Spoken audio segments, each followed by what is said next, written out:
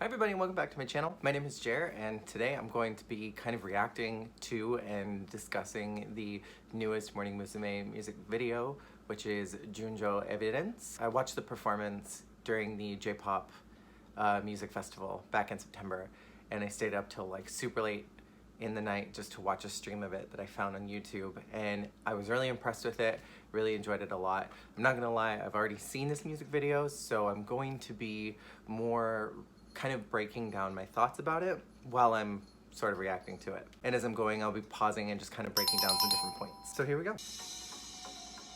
So right off the bat, you can tell this is a Sunku song because of that kind of twinkly electronic sound that he likes to use. This song was completely written and composed by him, and it's very clear right from the get-go. There's a reason why Morning Musume has been so long-standing. It's because they have this recognizable brand, and that brand ultimately is Sunku behind the scenes. He's always creating this type of memorable, catchy experience with songs. Is it the most creative and the most inventive and the most unique? Maybe not, but there's a brand recognizability, and that's what Sunku has. So I do have to say, and this might be a little unpopular, I'm getting really tired of these color schemes. I'm just kind of over it. This is an era where we have so many girls with so many unique colors that we should be showing them off and having the most fun with colors. I think with costuming wise, this sportswear thing that they've been doing lately is really fun, and I enjoy it as a concept. I think it was really well executed in Kokokara. These ones, they're going for sportswear, but they're kind of not quite hitting that same level. And there's something about this particular costuming that looks bulky. It looks a little heavy. It doesn't look particularly comfortable to dance in. That's just my opinion. I think the quarter sleeves were kind of a bad decision. I think the girls who have more sleeveless are looking a lot better. I actually don't totally dislike Miki's, even though she's got kind of that quarter sleeve because it is a little puffier. Especially like the waistline on a lot of these costumes looks either too low or too high. There's this weird kind of dissonance between them. I think Ma has the kind of the best waistline, especially where that belt is. It's kind of putting their waist in a weird place. I think Mizuki's is the worst perpetrator of it, which is not her fault. It's whoever designed these costumes. Yeah, I have problems. I wish that these were executed a little better because this song is so good, and I think with the proper costuming, it could have brought it like to a next level type of music video.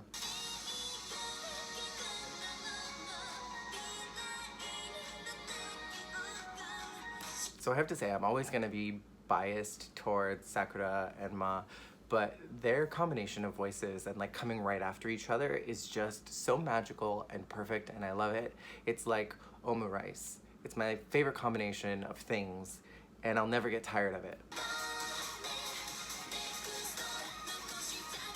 I loved that solo with Miki. She's developing this very strong voice that she has, and I appreciate that a lot. I want to talk about the 15th gen because it's really interesting to see them get such a strong push. And I love that over the last couple generations, we've really pushed the new gens. And what I'm really loving about this song is that Rio is getting such a push.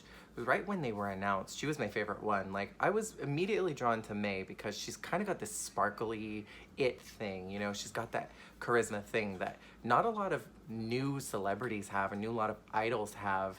And when I saw Rio, she sparked something in me, something that I was like, this girl is gonna be big if she figures out how to channel all of that.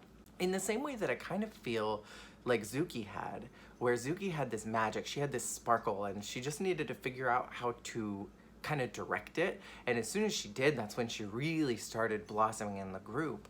And I feel that way about Rio, and I feel like as soon as she figures out that magic thing, she's just gonna be unstoppable, and she's already getting so much face time in this one, which I think is crazy. I'm noticing Mei a lot, but I'm not noticing Homore almost at all. And I kind of feel bad for her because she's sinking a little bit into the background for me, which when, you know, you're in a group like this and there's so many other people and you're not really in charge of where you're going to fall in the lineup as far as the choreography is concerned. But that's as an entertainer where you need to like bring your energy up. And I feel that way about a lot of different members that have come, you know, in the past that maybe didn't get a center spotlight, and they kind of just stayed there. They kind of sunk into the background. But there are others who really figured out their thing and how to capture the camera's attention, even if it wasn't directly on them. And I think Eripon is a great example of someone who has done that. Like, Eri almost gets she gets almost no lines, she gets almost no screen time or really big choreography moments, but she was like, I'm gonna put in this horsehair clip in, and I'm gonna make all y'all pay attention to me, and I'm gonna mug the house down, and I'm gonna just pose at all of you and make you pay attention to me. And she's a perfect example of that, of someone who doesn't get a lot of attention, but is forcing you to pay attention to her. And I hope that Homare can figure out how to do that, because it clearly worked for Rio. I feel like she did that a lot during Ningen Kanke, and now she's getting that push, and hopefully we'll see more of the 15th gen, because I think they're the strongest generation so far to just come in and be strong just right off the get-go. I just talked about Eripon, and here she is doing that same thing. When you only have so much screen time, you have to make every moment count. Eri does that, and I love that. Oh, Chi-chan looks so good. So I am not a dancer, but what I'm really loving about this, and what I really loved about Kokoro Karada, was that they kind of are implementing this subtle voguing into the dancing, where they're hitting these poses and they're holding them for a few seconds, and they're really just leaning in on this pose vogue thing.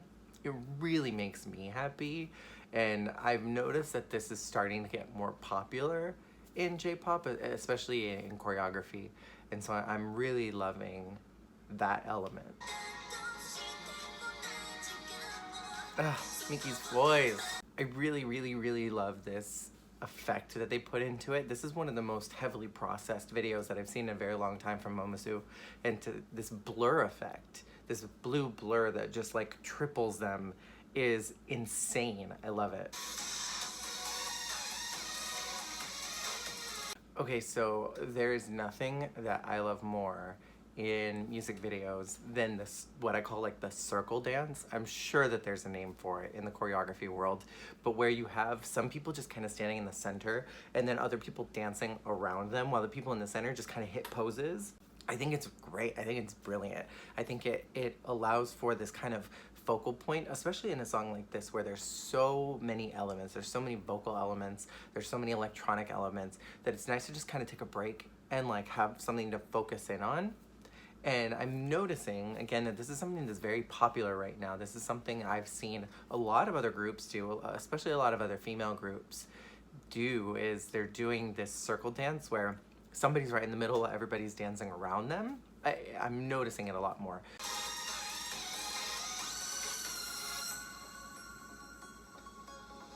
That little twinkly sound, that's one of my favorite things in this whole song.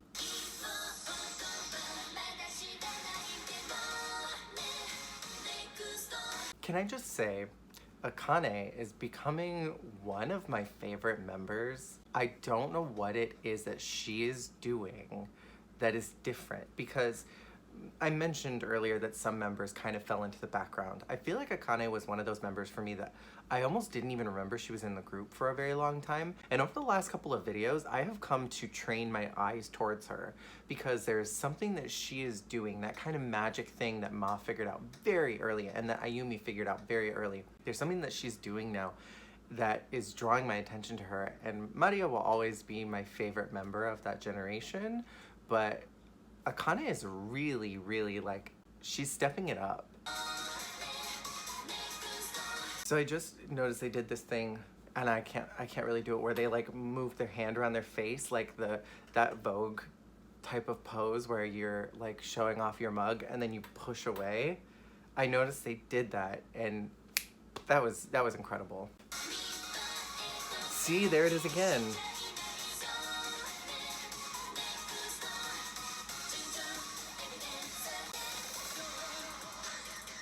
Come on, Ma. You do it.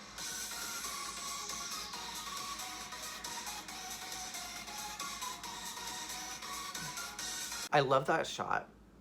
One, because Rio's in it, and I stan her, but also that she was the member who got the final solo pose. Obviously, there's other members that are getting the final shot. Also, this moment that I froze on, I don't know if I'm gonna get it in post, but this moment I froze on, Eripon is just hitting this smile, and she looks radiant. She looks stunning. Where was I? I got distracted. Rio, she got the final hit, and I think that's incredible that she's already getting the last solo, that it's not like her and her other generation mates. It's her. And that last pose that she hit right before the camera panned away from her was so fierce. She's going places. I'm telling you right now, if she doesn't, or I'm completely off base and she's gonna get Ogawa'd and she's gonna have a huge presence right from the get, and they're just gonna be like, nope, background. Why? Hitting those poses again. I love that they've come to rely on Maria being that center right before everything kind of fades away. Like as all the girls are kind of getting back into their final poses, that she's just kind of standing there doing her thing. Because she's so tall. She's so like radiant. She's got this it thing. The final thing about this is what I really appreciate about this particular song and this music video is that it feels very balanced. There have been many times, and my brain always goes to Resonant Blue in particular, where only certain members are getting the lines, only certain members are getting the focus. But in this song, in this music video, they're getting a lot of equal time with each one of the girls, and the group is growing, so it's hard to do that, and it's hard to maintain this sense of balance. I feel like the only one who really didn't, the only two who didn't really get a lot of screen time, in my opinion, were Homore, and I really feel like Yokoyan didn't get a lot of attention either, and I don't know what that is. I don't know why that was. That bothers me a little bit because I like her a lot. She reminds me of a young Gaki. She's got that kind of energy to her. But overall, it feels really balanced. Besides the two of them not really getting a huge focus, and I like when songs feel balanced and when they don't kind of feel like, oh, it's just Reina singing. Oh, it's just, you know, this member singing. It's just this one. Granted, I will always be okay if it was just Sakura, just Ma, just Ayumi singing an entire song, but I do like when it is balanced out between everybody and when it kind of feels like they all get equal amount of attention. Overall, very good. Very, very good. And I appreciate this a lot. Thank you all so much for watching, and make sure to wear your masks when you're out in public, wash your hands, and I will see you guys next time. Bye.